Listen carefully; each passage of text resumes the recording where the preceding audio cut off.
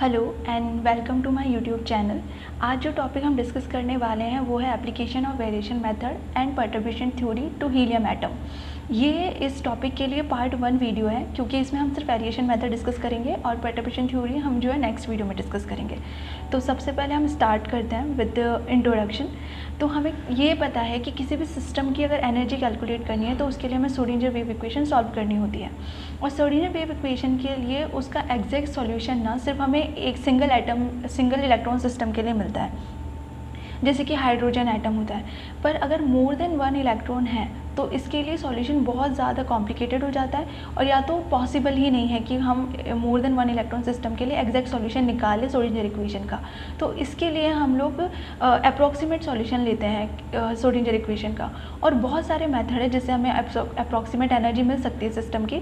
पर जो most popular जो मेथड है वो है परटर्बेशन मेथड और वेरिएशन मेथड। तो हम सबसे पहले स्टार्ट कर रहे हैं विथ वेरिएशन मेथड।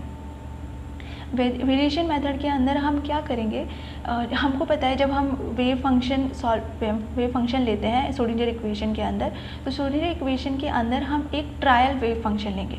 ट्रायल क्यों बोल रहे हैं इसको, क्योंकि हम एक वेव फंक्शन को दूसरे वेव फंक्शन से रिप्लेस कर रहे हैं। तो जब ट्रायल वेव फंक्शन ले रहे हैं तो उसके लिए भी कोई ना कोई एनर्जी आएगी। तो मान लिया जो ट्रायल वेव फंक्शन जो हमने लिया और उसके लिए जब हमने वेरिफिकेशन सॉल्व करी श्रोडिंगर इक्वेशन लगाकर, तो उसके लिए जब एनर्जी की वैल्यू आई है वो ई बार आई है, ये हम ऐसा मान रहे हैं। और दूसरा, जब हमने नॉर्मल वेव फंक्शन लिया जो कि हम साई वेव फंक्शन लेते हैं, तब उसके लिए एनर्जी की वैल्यू आई है ई नॉट। तो जब ई नॉट फंक्शन वैल्यू आई है, जब नॉर्मल हमने वेव फंक्शन लिया है, और जब ट्रायल वेव फंक्शन लिया है तब उसके लिए ई बार आई है। तो एक स्टेटमेंट है वेरिएशन प्रिंसिपल का, वो ये कहता है कि जब हम किसी भी वेव फंक्शन को ट्रायल वेव फंक्शन से रिप्लेस कर देते हैं, तब उसकी एनर्जी जो आती है, जो हम यहाँ पर ई बार कंसिडर कर रहे हैं, वो जब ट्रू वैल्यू है एनर्जी की, जब हमने नॉर्मल वेव फंक्शन लिया है जो कि साई था, तब उसके लिए जो वैल्यू आई है एनर्जी की वो ई नॉट है। तो हमेशा ई बार की वैल्यू, ई बार जो एनर्जी है वो वैल्यू या तो ई नॉट से ज़्यादा होगी या उसके इक्वल होगी, उससे कम पॉसिबल नहीं है, उससे कम नहीं हो सकती। तो इसलिए ये हमारा वेरिएशन जो प्रिंसिपल है, जो वेरिएशन मेथड है, उसका बेसिक प्रिंसिपल है। अब हम क्या करेंगे, ये जो लाइन हमने बोली है, जो प्रिंसिपल हमने बोला है कि ई बार जो ग्रेटर देन और इक्वल टू ई नॉट होता है, इसको हम प्रूव करेंगे। तो इसको प्रूव करने के लिए पहले हम ये कंसीडर कर रहे हैं, फर्स्ट हम ये मान रहे हैं कि जो हमारा वेव फंक्शन है साई, जो आइगन फंक्शन है, वो जो श्रोडिंगर इक्वेशन के लिए हमको सॉल्व करने के लिए चाहिए था, वो एक सेट है। किसका? लीनियर कॉम्बिनेशन है, set of normalised and orthogonal eigenfunction φ1, φ2, φ3, इस तरह से। तो हर किसी वेव फंक्शन को जैसे साई को हम φ1, φ2, φ3 का कॉम्बिनेशन मान सकते हैं, लीनियर कॉम्बिनेशन मान सकते हैं। ये सब आइगन फंक्शन है जो हम फाई की जगह लेंगे। अब इन सब के लिए साई की जगह जो हम ये लेंगे, इन सब के लिए भी, सब के लिए अलग, जब भी हम जब भी हम श्रोडिंगर इक्वेशन सॉल्व करेंगे तो इन सब के लिए एनर्जी की कोई ना कोई वैल्यूज़ आएगी। तो जैसे φ1 के लिए E1 आएगी, φ2 के लिए E2 आएगी, इस तरीके से हर वेव आइगन फंक्शन के लिए एक आइगन वैल्यू आएगी। तो हम ये कह सकते हैं कि जो हमारा साई है वो φ1, φ2, φ3 इस तरह की इक्वेशन का लीनियर कॉम्बिनेशन है, और ये लीनियर कॉम्बिनेशन होने के साथ साथ हम इसमें ये वैल्यू लगेंगे A1, A2, A3, और इस तरीके से कंटिन्यू होता जाएगा। अगर 3 के आगे भी है तो आगे भी चला जाएगा ये। अब हमें जो श्रोडिंगर इक्वेशन है वो पता है क्या होती है। श्रोडिंगर इक्वेशन होती है Hψ = Eψ।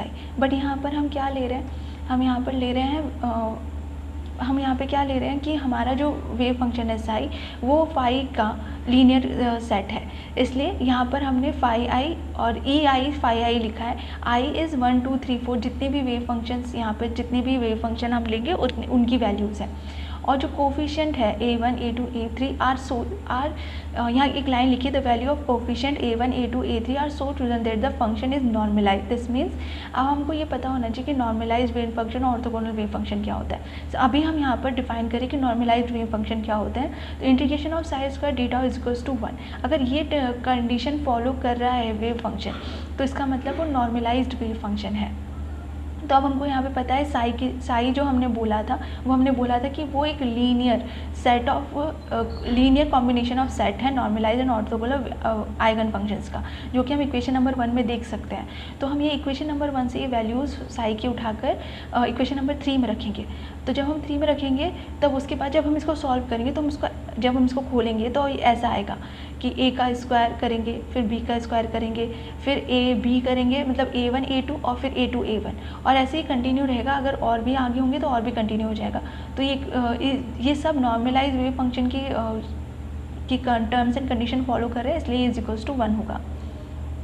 अब जब हमने बोला है कि ये नॉर्मलाइज्ड है तो इसका मतलब ये होता है, नॉर्मलाइज का मतलब कि जो हमने कोफिशिएंट्स लिए हैं a1 square plus a2 square, ये कंटिन्यू करेंगे, इज इक्वल्स टू 1 होना चाहिए, ठीक है। और ये हमारी इक्वेशन नंबर 4 है। अब हमने जो पहली वाली कंडीशंस लगाई थी वो हमने ये कहा था कि जो हमारा वेव फंक्शन है वो लीनियर कॉम्बिनेशन है इन सब वेव फंक्शंस का। कि हमको क्या प्रूव करना है, ये प्रूव करना है हमको कि हमने जो ट्रायल वेव फंक्शंस लिए हैं उनसे जो हमारी वैल्यू आई है ट्रायल वेव फंक्शन को सॉल्व करके श्रोडिंगर इक्वेशन के लिए, वो हमारे नॉर्मल वेव फंक्शन से साई जब हमने सॉल्व किया उससे ज़्यादा या उसके बराबर आती है। तो उसके लिए सेकंड कंडीशन ये है कि हमारी ये जो वैल्यूज़ आएंगी ये हमारा third postulate of quantum chemistry है। हमने यहाँ पे लिखा था कि हम थर्ड पोस्टुलेट यूज़ करेंगे, यहाँ लिखा हुआ है हमने कि हम ये सिस्टम की third postulate of quantum mechanics से सॉल्व करेंगे। तो ये जो है ये थर्ड पोस्टुलेट है जो कहता है कि E bar is equals to psi star H, ये हैमिल्टोनियन ऑपरेटर है, psi d tau upon psi star psi d tau. ये जो नीचे वाला टर्म है, ये जो जिसको हमने integration of Sai star psi d tau लिखा है, अगर हमारा नॉर्मलाइज वेव फंक्शन है तो इसकी वैल्यू 1 हो जाएगी, ठीक है। अगर हम ये मान लें कि हमारा जो वेव फंक्शन है वो दो वेव फंक्शन का लीनियर कॉम्बिनेशन है, phi1 और phi2। पहले हम कंटिन्यू कर रहे थे कि जैसे हमने मान लिया था कि ये 2 3 4 कितने भी हो सकते हैं। अभी हम मान रहे हैं हमारे कैलकुलेशन को सिंपल करने के लिए कि ये दो वेव फंक्शन से मिलकर बना है। तो Sai is equals to a1 phi1 और a2 phi2, ये हम अभी मान रहे हैं।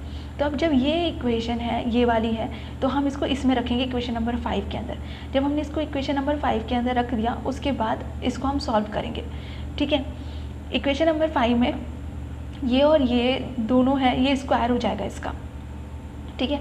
अब इसका स्क्वायर हो जाएगा तो जब जैसे हमने पहले स्क्वायर हटाया था वैसे हम उस तरह की इक्वेशन को एक्सपांड करते हैं, मतलब तो पहले का स्क्वायर, फिर a1 a2 फिर a2 a1 और उसके बाद a2 का स्क्वायर। और इसी तरीके से सेम यही कॉन्सेप्ट हम नीचे जो डिनोमिनेटर में टर्म है उस पर लगाएंगे, ठीक है।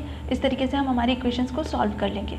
अब हम ये करेंगे कि हमने जो बार बार हम एक चीज़ बोल रहे हैं कि हमारे जो वेव फंक्शन है वो नॉर्मलाइज और ऑर्थोगोनल है। तो नॉर्मलाइज और ऑर्थोगोनल के लिए जो भी कंडीशंस होती है वो ये फॉलो करेंगे। हमने अभी डिस्कस किया था कि नॉर्मलाइज वेव फंक्शन के लिए होता है कि integration of psi square d tau integration is equals to 1। और ऑर्थोगोनल के लिए जो टर्म होती है जो हम पहले डिस्कस नहीं किए थे अभी बता रही हूँ मैं, वो ये होता है कि जो दो वेव फंक्शन है और उनका इंटीग्रेशन, मतलब integration of psi 1 psi 2 d tau is equals to 0 होता है। ये वाली कंडीशन ऑर्थोगोनल वेव फंक्शन के लिए होती है। अब हमें नॉर्मल हमारी श्रोडिंगर इक्वेशन पता है कि वो क्या होती है, S I is equals to e sine. तो ये दोनों पे लगेगी, phi1 पे भी लगेगी और phi2 पे भी लगेगी, और इसी तरीके से दोनों पे नॉर्मलाइज और ऑर्थोगोनल वेव फंक्शन भी लगेंगे। अब जब ये सारे टर्म्स एंड कंडीशन हम लगा चुके हैं उसके बाद ये सारी जब हम इसमें अप्लाई करेंगे हमारी इक्वेशन नंबर 7 में। अब देखो यहाँ पर इक्वेशन नंबर 7 देखो इसमें क्या है, एच साई 1 डी टाउ, ठीक है। अब यहाँ पर ये एच साई 1 डी टाउ की जगह हम इसमें क्या रखा है, एच साई 1 की जगह हमने बोला है कि हम एच साई 1 की जगह रखेंगे E1 साई 1। तो जब ये आप E1 साई 1 इस वाले टर्म्स में रख दोगे यहाँ पर, तो ये जब ये रख दोगे यहाँ पर इस टर्म में, और उसके बाद दूसरी है ये, यानी कि एच कैप और साई 2 इसमें भी रखो, एच साई 2 में E2 साई 2 रखो। अब ये सारी टर्म्स आप इस वाली इक्वेशन में इक्वेशन नंबर 7 में जैसे जैसे रखते जाओगे और उसके बाद जैसे जैसे आप ऑर्थोगोनल और नॉर्मलाइज्ड वेव फंक्शन की टर्म्स एंड कंडीशन लगाओगे तो हमारी इक्वेशन 7 ना लास्ट में ये बन के आ जाएगी। अगर आपको कन्फ्यूज़न हो कि ये कैसे बन के आया है तो आप मुझे कमेंट सेक्शन में पूछ लेना, मैं आपको सॉल्व भी करके दिखा दूँगी। बट सिंपल है, जब भी आप यहाँ पर देखना आपको किसकी जगह क्या पुट करना है, और जब जिस भी इक्वेशन में आपको जहाँ भी जो टर्म्स दिख रही है उसकी जगह वो रखोगे तो आपकी इक्वेशन अल्टीमेटली ये सॉल्व होके आएगी। और अगर आपको प्रॉब्लम है तो मैं आपको सॉल्व करके बता दूंगी, आप मुझसे पूछ लेना एक बार, ठीक है। जब हमने ये रखा है, ये वाला टर्म रखा है, उसके बाद हमें पता है हमने इक्वेशन नंबर 4 देखना। इक्वेशन नंबर 4 में हमने बोला था a1 square plus a2 square is equals to 1 होता है। तो ये अगर 1 हो जाएगा तो ई बार जो हमारी वैल्यू है वो ये आ जाएगी, ठीक है। अब हमने क्या करना है, जो इक्वेशन नंबर 9 है, हमें क्या लेके आना है, हमें ये लेके आना है ई बार और ई ज़ीरो के बीच में रिलेशनशिप, जो हम पहले सॉल्व करने की कोशिश कर रहे हैं, जो हमारा बेसिक प्रिंसिपल है वेरिएशन का। तो हम उसको सॉल्व करने के लिए दोनों लेफ्ट हैंड साइड और राइट हैंड साइड है ना, ई नॉट से माइनस करेंगे, सब्ट्रैक्शन करेंगे। जब ये ई नॉट से सब्ट्रैक्शन करेंगे तो जब ये इक्वेशन से सब्ट्रैक्शन करोगे, फिर उसके बाद एलसीएम लोगे, और एलसीएम लेने के बाद हमें ये मिलेगा। जब हमें ये मिल जाएगा एलसीएम लेने के बाद, फिर वापस हमने वही इक्वेशन नंबर 4 जो हमने कहा था कि नॉर्मलाइज वेव फंक्शन के लिए टर्म होती है कि a1 square plus a2 square to 1 होना चाहिए। तो जब हम नीचे रख देंगे तो नीचे डिनोमिनेटर की टर्म 1 हो जाएगी और हमारे पास ये आएगा। अब आप देख सकते हो ई नॉट ई बार में से ई नॉट माइनस करने पर ये टर्म आती है। और हम एक चीज़ बोल रहे हैं कि ये जो कोफिशिएंट्स हमने जो यूज़ किए हैं, जो हमने कोफिशिएंट्स यूज़ किए हैं वो हमेशा पॉजिटिव होते हैं, ऑलवेज पॉजिटिव। तो यहाँ से आप देख सकते हो कि जब ई नॉट में से, जब ई बार में से आप ई नॉट माइनस करो तो ये टर्म आ रही है जो कि पॉजिटिव आएगी। तो इसका मतलब क्या हुआ कि ई बार हमेशा ई नॉट से ज़्यादा होगा। आपको ये बात समझ आ रही है कि ई बार जो हमने लिया है और उसमें से जब ई नॉट माइनस किया है तो एक हमें टर्म मिल रही है जो कि पॉजिटिव है, क्योंकि हमारे कोफिशिएंट्स जो हम ले रहे हैं वो कभी भी नेगेटिव नहीं हो सकते, हमेशा पॉजिटिव होंगे। तो ये जब हमें पॉजिटिव होंगे तो इसका मतलब ये होता है कि ई बार में से ई नॉट जब भी आप माइनस करोगे तो एक आपको पॉजिटिव टर्म मिलेगी। तो पॉजिटिव टर्म कब मिलेगी, जब ई बार ई नॉट से ज़्यादा हो। तो ई बार हमेशा ई नॉट से ज़्यादा होगा, और अगर वो ज़ीरो है तो इक्वल हो जाएगा। तो इसलिए हम ये वेरिएशन प्रिंसिपल यहाँ सॉल्व करके आ गए हैं कि ई बार हमेशा ई नॉट से ज़्यादा या उसके इक्वल होगा। अब हम यही प्रिंसिपल जो हमने वेरिएशन मेथड लगाया है वो हम हीलियम एटम पे लगाएंगे। तो सबसे पहले ये चीज़ दिमाग में रखनी है हमें कि हमारे लिए जो हीलियम एटम है वो 2 इलेक्ट्रॉन से मिलके बना हुआ है। ये डायग्राम आपको दिख रहा है, इसमें आप क्लियरली देख सकते हो कि इसमें न्यूक्लियस के ऊपर 2 चार्ज है क्योंकि 2 इलेक्ट्रॉन्स हैं, और E1 और E2 जो 2 इलेक्ट्रॉन्स हैं, और न्यूक्लियस से E1 की डिस्टेंस R1 है, E2 की डिस्टेंस R2 है, और इन दोनों के बीच में, दोनों इलेक्ट्रॉन्स के बीच में जो डिस्टेंस है वो R12 है। ठीक है। अब हम इसके लिए सबसे पहले हैमिल्टोनियन ऑपरेटर लिखेंगे। हैमिल्टोनियन ऑपरेटर हमने लिखा है और इसमें हमने 2 डेल्टा लिए हैं। 2 डेल्टा लेने के लिए, एक पहले इलेक्ट्रॉन के लिए, एक दूसरे इलेक्ट्रॉन के लिए, 2 इलेक्ट्रॉन्स इसलिए 2 डेल्टा लिए हैं। और उसके बाद ये जो टर्म्स आपको सेकंड ब्रैकेट में दिख रही हैं, वो जो सेकंड ब्रैकेट में टर्म्स दिख रही है वो पोटेंशियल एनर्जी ऑपरेटर्स हैं। यहाँ लिखा हुआ है with in the second square bracket the potential energy operators लिए हैं। कैसे, Z E square by R1, R1 मतलब पहले इलेक्ट्रॉन के लिए, Z E square by R2 जो दूसरे इलेक्ट्रॉन के लिए, न्यूक्लियस और इलेक्ट्रॉन के बीच का इंटरेक्शन है। और जो लास्ट की टर्म है ई स्क्वायर बाय R12, ये 2 इलेक्ट्रॉन्स के बीच का इंटरेक्शन है।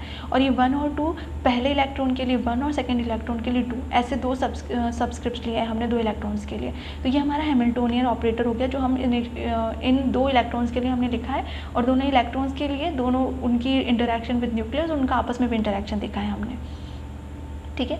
अब हमें ये पता है कि जब 2 इलेक्ट्रॉन्स हैं तो न्यूक्लियस का जो चार्ज है वो दोनों इलेक्ट्रॉन्स में बट गया होगा। इसके लिए उसके ऊपर एक इलेक्ट्रॉन के ऊपर जितना न्यूक्लियस का फोर्स लगेगा उससे कम लगेगा 2 इलेक्ट्रॉन्स के ऊपर। तो इसलिए अगर न्यूक्लियस का चार्ज Z है तो एक इलेक्ट्रॉन सिर्फ Z बार ही अपने ऊपर एक्सपीरियंस करेगा, क्योंकि जो न्यूक्लियस का चार्ज है वो 2 इलेक्ट्रॉन्स में बट गया है। इसलिए जो हम टर्म्स लगाएंगे, जो मिनिमाइजेशन ऑफ एनर्जी है, उसके लिए जो हम इक्वेशन लिखेंगे वो ये लिखेंगे d e bar 1s2 upon d z bar is equals to 0। ये इक्वेशन अभी आप याद रख लेना, इसको हम आगे मिलेंगे जब हम जो एनर्जी है वो कैलकुलेट करेंगे, तब इक्वेशन नंबर 2 काम आएगी। तो ये इसलिए लिखी है हमने क्योंकि जो के ऊपर जो चार्ज एक्सपीरियंस कर रहा है इलेक्ट्रॉन ड्यू टू न्यूक्लियस वो कम हो जाएगा, क्योंकि वो 2 इलेक्ट्रॉन्स हैं, वो एक दूसरे को भी इफेक्ट करेंगे, एक दूसरे के साथ भी इंटरेक्शन करेंगे, न्यूक्लियस के साथ भी इंटरेक्शन करेंगे, और उनकी वजह से ये मिनिमाइजेशन होगा एनर्जी का। ठीक है। अभी हमने कहा था कि हम थर्ड पोस्टुलेट यूज़ करते हैं क्वांटम मैकेनिज्म का, तो वो थर्ड पोस्टुलेट हमने पहले भी लिखा था और हम फिर से लिख रहे हैं क्योंकि यहाँ भी हम उसको यूज़ करने वाले हैं। तो वो ये है कि Sai H cap Sai d tau upon integration of psi square d tau, ये थर्ड पोस्टुलेट है। और ये इसको यूज़ करके वेरिएशन प्रिंसिपल अप्लाई करेंगे हीलियम एटम के लिए। अगर हमारा जो अगर हमने बोला था जैसे पहले कि जो नॉर्मलाइज वेव फंक्शन जो होता है उसके लिए कंडीशन क्या होती है, integration of psi square theta is equals to 1, ये हमने अभी पहले डिस्कस किया है। तो जैसे ही हमारा साई अगर रियल और नॉर्मलाइज है तो नीचे वाली टर्म तो 1 हो जाएगी, तो सिर्फ ऊपर वाली टर्म बचेगी हमारे लिए। ठीक है। अब हम क्या करना चाह रहे हैं, हम करना चाह रहे हैं हीलियम एटम के लिए। तो हीलियम एटम का कॉन्फ़िगरेशन है 1s2, मतलब दोनों इलेक्ट्रॉन 1s के अंदर है। तो हमने क्या लिखा है यहाँ पर साई को 1s1 और 1s2। 1s ऑर्बिट है जिसमें पहला इलेक्ट्रॉन, 1s ऑर्बिट जिसके अंदर दूसरा इलेक्ट्रॉन, क्योंकि हमने दोनों इलेक्ट्रॉन्स को अलग अलग नाम दिया है, पहले को 1 लिखा है और सेकेंड को 2 लिखा है हमने। तो उसके हिसाब से हमने यहाँ पे साई के लिए एक इक्वेशन लिखी है जो इक्वेशन नंबर 5 है। अब ये इक्वेशन हम रखेंगे इक्वेशन नंबर 4 में। अब हम ये क्या, अब देखो यहाँ पर क्या किया है, यहाँ पर हम आपको साफ साफ दिख रहा होगा कि यहाँ हमने डबल इंटीग्रेशन टर्म यूज़ किया। डबल इंटीग्रेशन क्यों?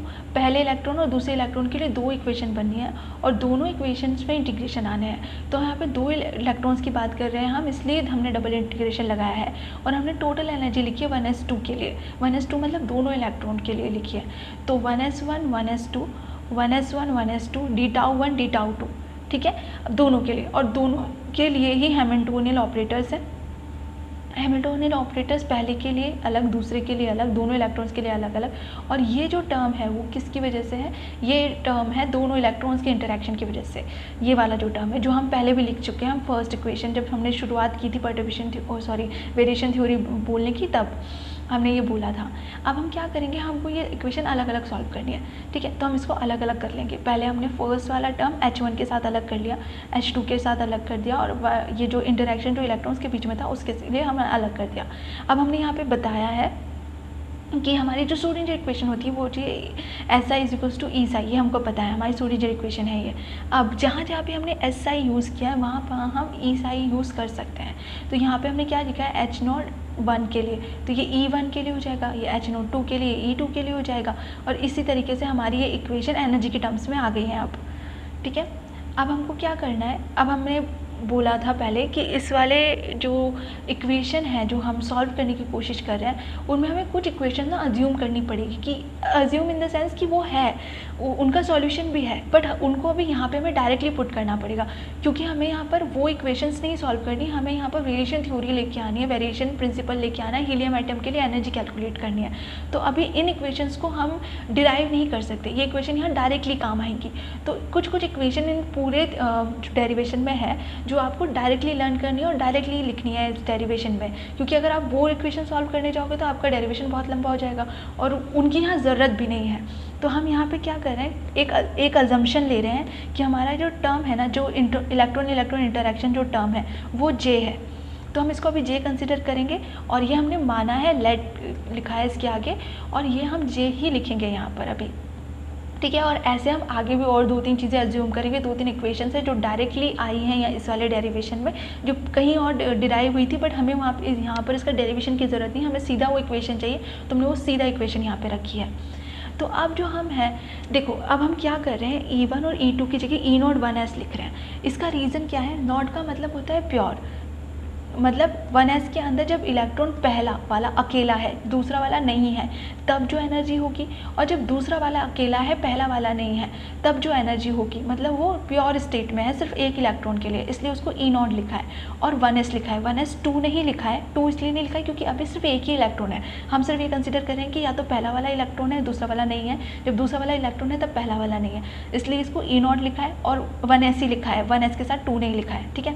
तो यहाँ पर जो हम एनर्जी कैलकुलेट करने की कोशिश करें वो 1s 2 की कर रहे हैं, बट जो हमारे पास एनर्जी जिनके जो टर्म्स हमारे पास है इक्वेशन सॉल्व करने के लिए वो 1s की है, सिर्फ एक इलेक्ट्रॉन सिस्टम के लिए है, ठीक है। तो अब ये दोनों इक्वेशन एक जैसी हो गई, अब ये दोनों एक जैसी हो गई तो इसका मतलब 2E0 1s + J, ठीक है। और ये जो टर्म है ये वाली, इसको आप, ये कहाँ गई, ये गई है नॉर्मलाइज वेव फंक्शन के अंदर। नॉर्मलाइज वेव फंक्शन में क्या था, इसका स्क्वायर d-τ = 1, तो ये भी 1 लिखेंगे हम और ये भी 1 लिखेंगे हम, और ये वेव फंक्शन ही है। हमने जो वेव फंक्शन की इक्वेशन लिखी थी, आपको याद हो तो हमने ये वेव फंक्शन की इक्वेशन लिखी थी 1s1 1s2, तो इसका स्क्वायर ये वेव फंक्शन है, इसका स्क्वायर 1s1 और 1s2 का स्क्वायर मतलब साई का स्क्वायर d-τ1 d-τ2, इसको हम 1 लिख सकते हैं। तो जब इसको 1 कर देंगे तो ये दोनों जुड़ जाएंगे, तो दोनों जब जुड़ जाएंगे तो 2E0 1s + J हो जाएगा, ठीक है। अब 1s फंक्शन नॉर्मलाइज्ड और ये वाला जो इक्वेशन है ये 1 हो गया, तो हमारी एक इक्वेशन आई है जो इक्वेशन नंबर 10 आई है। अब इसको हम आगे और सॉल्व करेंगे। देखो जब, हाँ अभी मैं आपको बता रही थी ना कि जब हम E0 1s लिख रहे हैं उसका मतलब क्या है कि सिस्टम में हीलियम के पास सिर्फ एक इलेक्ट्रॉन है, तो हीलियम के पास जब एक इलेक्ट्रॉन है तो उसको हम क्या लिखेंगे, हीलियम प्लस, मतलब एक इलेक्ट्रॉन उसमें से जा चुका है, ठीक है। तो जब हम इलेक्ट्रॉन को जब हम एक इलेक्ट्रॉन लिखेंगे और हमें पता है एक इलेक्ट्रॉन के लिए हम श्रोडिंगर इक्वेशन सॉल्व कर सकते हैं। तो जो एक इलेक्ट्रॉन के लिए जब एनर्जी कैलकुलेट की गई है हीलियम की, तो वो ये है, ये वाली जो टर्म है ये भी आपको लर्न करनी है यहाँ पे। ये हम इसके लिए श्रोडिंगर इक्वेशन सॉल्व नहीं करके दिखाएंगे क्योंकि वो बहुत कॉम्प्लिकेटेड हो जाएगा और इस इक्वेशन या इस डेरिवेशन के लिए वो ज़रूरी भी नहीं है। तो आप इसको डायरेक्टली लर्न कीजिए। E0 1s की वैल्यू क्या होती है, ये होती है, ठीक है। अब हमारे पास जो इक्वेशन नंबर हमारी आगे जो हमने लिखी थी E0 1s के लिए, वो ये वाली है, ठीक है, ये वाली टर्म है वो। अब हम क्या करेंगे, जब हम ये वाली टर्म लिख देंगे उसके बाद हमें पता है कि 2 इलेक्ट्रॉन्स हैं हीलियम के पास, तो उनके ऊपर effective nuclear charge less than 2 होगा। हमने थोड़ी देर पहले बोला था कि 2 नहीं हो सकता क्योंकि वहाँ पे 2 इलेक्ट्रॉन्स है ना, 2 इलेक्ट्रॉन्स है तो वो शेयर करेंगे वो इफेक्टिव न्यूक्लियर चार्ज, तो वो लेस देन 0 होगा। तो Z अगर 2 है तो Z प्राइम लेस देन 2 होगा। तो उसके लिए हमारी जो इक्वेशन है, जो कि हम ये वाली इक्वेशन लिखे हैं, वो वाली इक्वेशन हमको ऐसे लिखनी पड़ेगी जैसे हमने इक्वेशन नंबर 12 में लिखी है, ठीक है। तो 2 माइनस Z प्राइम कुछ तो होगा क्योंकि Z प्राइम कुछ होगा और Z जो डैश है या Z प्राइम जो भी है वो 2 से कम होगा डेफिनेटली, ठीक है। तो ये वाली इक्वेशन हमारी बन गई एक। अब हम इसको क्या करेंगे, हम इसको 2 अलग अलग हिस्सों में तोड़ देंगे। यहाँ से हम 2 हिस्से में तोड़ देंगे। 2 माइनस Z प्राइम वाला जो पोर्शन है हम वो अलग रखेंगे और 1/2 और Z प्राइम बाय R वाला जो पोर्शन है हम इसको अलग रखेंगे। अब हमको एक चीज़ और अज्यूम करनी है कि माइनस ये जो टर्म है जो ब्रैकेट में दे रखा है वो इजिकल्स टू -2Z'/2 है। वैसे हम इसको सॉल्व करेंगे तो ये आ जाएगा, बट हमें अभी ये याद रखना है कि ये हमको ऐसे ही लिखना है, ये वाला जो टर्म है वो ऐसे लिखना है हमें। अब हम इसको लिखते हैं इक्वेशन नंबर 13 के अंदर, ठीक है। जब हम इक्वेशन नंबर 13 के अंदर इसको रखेंगे तो ये हमारी इक्वेशन ऐसे बनेगी, ठीक है। जब हमारी इक्वेशन ऐसे बन गई है तब इसको और सिंप्लीफाई करेंगे। हम कैसे करेंगे सिंप्लीफाई, ये वाली इक्वेशन तो ठीक है, 1² d टाउ ये इक्वल्स टू 1 हो जाएगा क्योंकि हम नॉर्मलाइज वेव फंक्शन और तो नॉर्मलाइज वेव फंक्शन की टर्म कंडीशन लगाएंगे तो सिर्फ बचेगा ये पीछे वाला टर्म हमारा। तो ये हमारा टर्म हो गया और ये होगी इक्वेशन नंबर 15। अब जो 1s है वो रूट, ये भी हमको अभी इस इक्वेशन इस वाले डेरिवेशन के लिए डायरेक्टली रखना है, root of Z prime cube divided by pi e⁻ Z prime R। ये वाली जो टर्म है हमको 1s के लिए रखनी है। अब 1s जो है 1/r d टाउ, ये पूरा है, ये वाला टर्म पीछे वाला है ना। अब इसकी जगह 1s की जगह आप ये रखोगे तो इक्वेशन ये वाला टर्म ले लो और बस पीछे वाला। अभी तक पूरी इक्वेशन नहीं ली हमने, सिर्फ ये जो integration 1s 1/r 1s d tau है सॉरी, वही वाला इक्वेशन लिया है हमने और उसके अंदर हमने अभी 1s की वैल्यू रखी है। अब हम ये कंसिडर कर रहे हैं कि जो ये d टाउ है उसकी वैल्यू क्या है, r² dr sin theta d theta d phi, ठीक है। अब ये वाली इक्वेशन, ये वाला टर्म भी आप इस वाली में रखो, अभी 17 वाली में, ठीक है। अभी हमको सॉल्व करनी है 15 इक्वेशन, हमें यहाँ पर आना है आने को तो वापस से, बट अभी हम सिर्फ पीछे वाला जो टर्म है ना उसका वही सॉल्व करने की कोशिश करें। जब हमने ये किया तब हम जब इंटीग्रेशन करते हैं तो हम लिमिट्स के with in the limits integration करते हैं। तो आर हम जो ले रहे हैं उसकी लिमिट ले रहे हैं 0 to ∞, थीटा की जो हम जो ले रहे हैं, जो वैल्यूज़ ले रहे हैं वो 0 to पाई, और फाई की जो हम लिमिट ले रहे हैं वो 0 to 2 पाई ले रहे हैं, ठीक है। जब हम इसको सॉल्व करेंगे, आप भी इसको सॉल्व कर सकते हो, जब इसको सॉल्व करोगे आप तो आपको ये इंटीग्रेशन ये इस तरीके से मिलेगा, ठीक है। 0 to 2 पाई ले रहे हैं, इसको 0 to पाई ले रहे हैं तो इसकी वैल्यू आएगी 2, इसकी वैल्यू आएगी 2 पाई। तो ये वाली इक्वेशन जो 19 और 20 है वो उठा के हम हमारी जो 18 इक्वेशन है यहाँ पे जो हम सॉल्व करने की कोशिश कर रहे थे हम उसमें रखेंगे। जब हम इसमें रख देंगे ये इक्वेशन तो हमारे पास अल्टीमेटली जो या सॉल्यूशन आएगा उसका कि वो 2 और 2 जो है वो मल्टीप्लाई होकर 4 पाई हो जाएगा। ये हमारा पाई है, ये r हमारे इस r से कट जाएगा, ये स्क्वायर है इसका, ये यहाँ पर r है, इस r से एक ये r कट जाएगा, सिर्फ सिंगल r बचेगा, तो ये इक्वेशन हमारे पास आएगी। अब हमें ये पता होना चाहिए कि जो हमारा जो हमारे ये टर्म आएगी, ये जो इक्वेशन आएगी उसके अंदर हमको अभी और इसको सिंप्लीफाई करना है। तो हमको एक चीज़ याद रखनी है कि 4Z प्राइम का क्यूब 1/2Z प्राइम का whole square to Z prime होता है, ये हमें ध्यान रखना है, ठीक है, अभी, ताकि हम इसको हम आगे यूज़ करेंगे, ठीक है। अब हम क्या कर रहे हैं, ये वाली जो इक्वेशन है हमारी,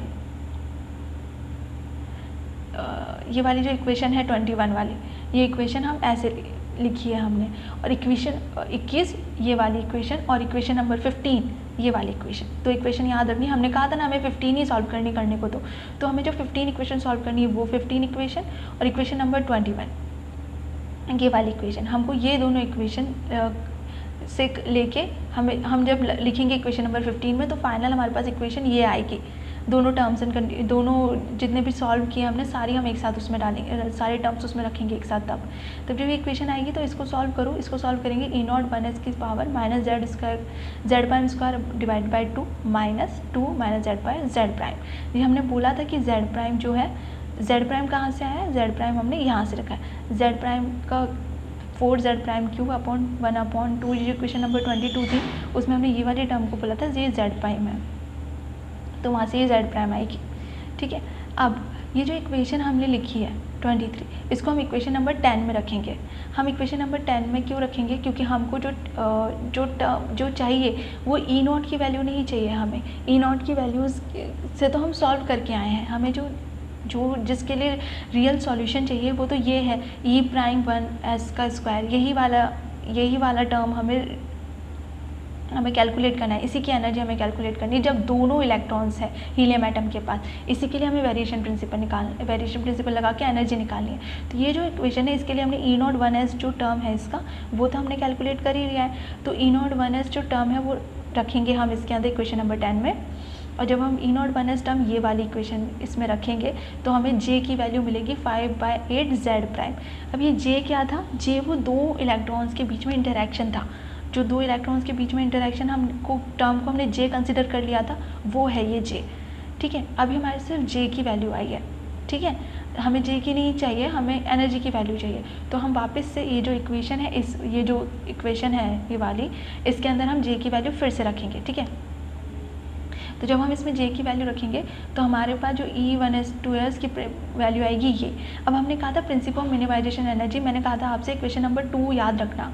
इक्वेशन नंबर 2 क्यों याद रखनी, क्योंकि इक्वेशन नंबर 2 से ही यही वो इक्वेशन नंबर है सेकंड, जिससे हम मिनिमाइजेशन ऑफ एनर्जी निकालेंगे। मतलब कितनी एनर्जी कम हो गई है दो इलेक्ट्रॉन की इंटरेक्शन की वजह से, वो हम इससे निकालेंगे। तो मैंने आपको पहले कहा था कि ये वाली इक्वेशन याद रख लेना आपको, क्योंकि लास्ट में हम यही यूज़ करेंगे।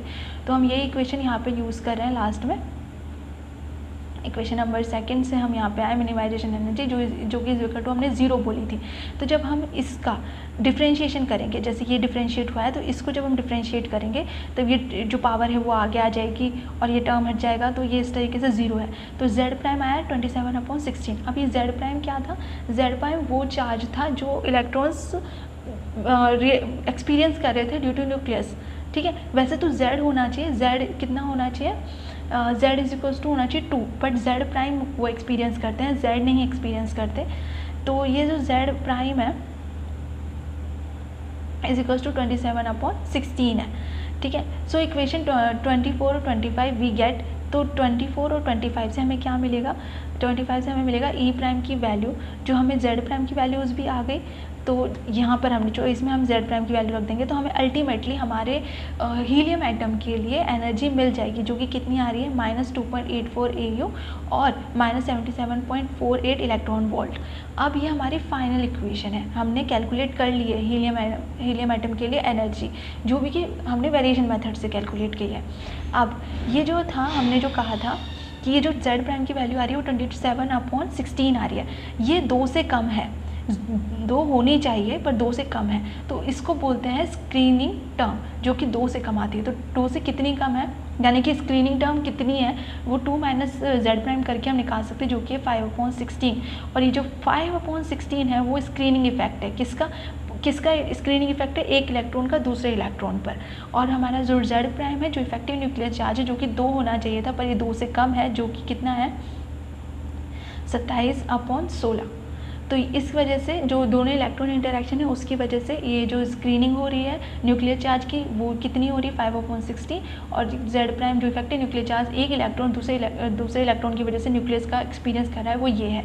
आई थिंक आपको ये डेरिवेशन समझ में आया होगा। अगर आपको कोई भी कन्फ्यूज़न है इसमें तो आप प्लीज़ मुझे कमेंट सेक्शन में पूछ लीजिएगा, और जो भी वो मैंने आपको पहले इक्वेशंस बोली थी कि कैसे पुट करना है, और अगर आपको कन्फ्यूज़न हो रहा है तो मैं इसको पेन पेपर पे भी सॉल्व करके बता सकती हूँ, उसमें कोई इशू नहीं है।